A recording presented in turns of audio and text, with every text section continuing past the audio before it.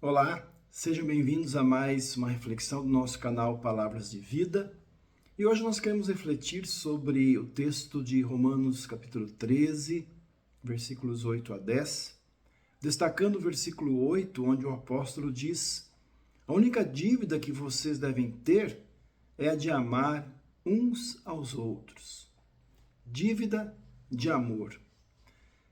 Os estimados, segundo dados oficiais, 79% das famílias brasileiras terminaram o ano de 2025 com algum tipo de dívida, especialmente dívidas no cartão de crédito.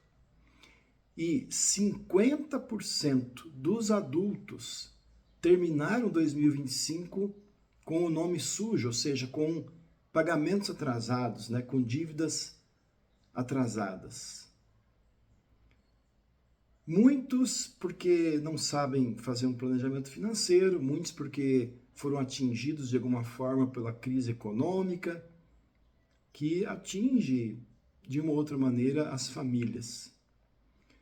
Uma outra crise muito mais grave que atinge o Brasil e o mundo inteiro não é a crise causada por guerras, por fomes e outras circunstâncias que acontecem no mundo, mas é a crise de falta de amor entre as pessoas.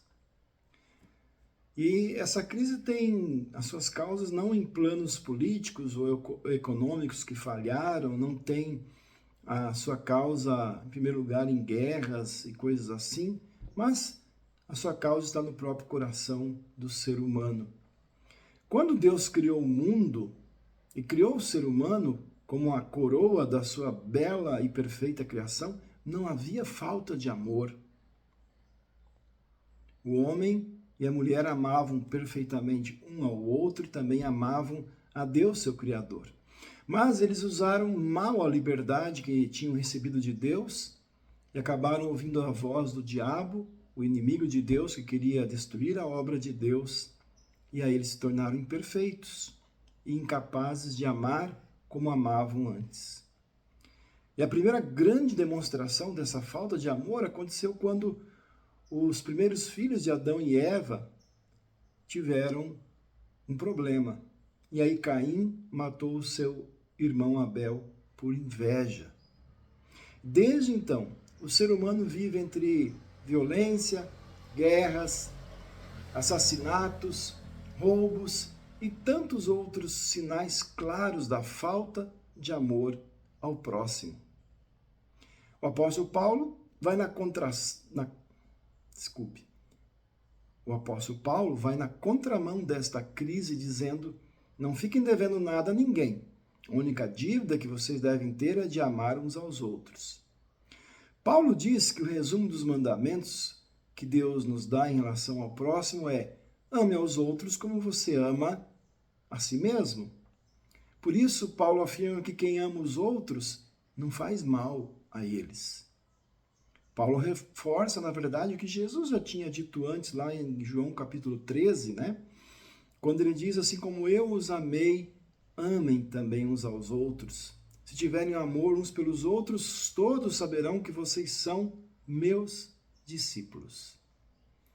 Assim nós somos incentivados a amar uns aos outros sempre mais, sem limites, sem condições, sem exigências, como Deus nos ama cada dia.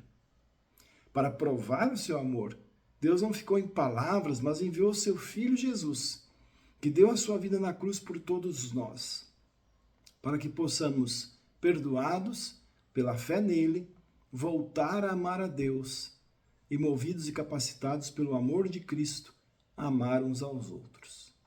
Nunca poderemos amar suficientemente os outros. Por isso, Paulo diz: a única coisa que vocês devem dever é o amor, ou seja, devemos tentar sempre amar e amar mais.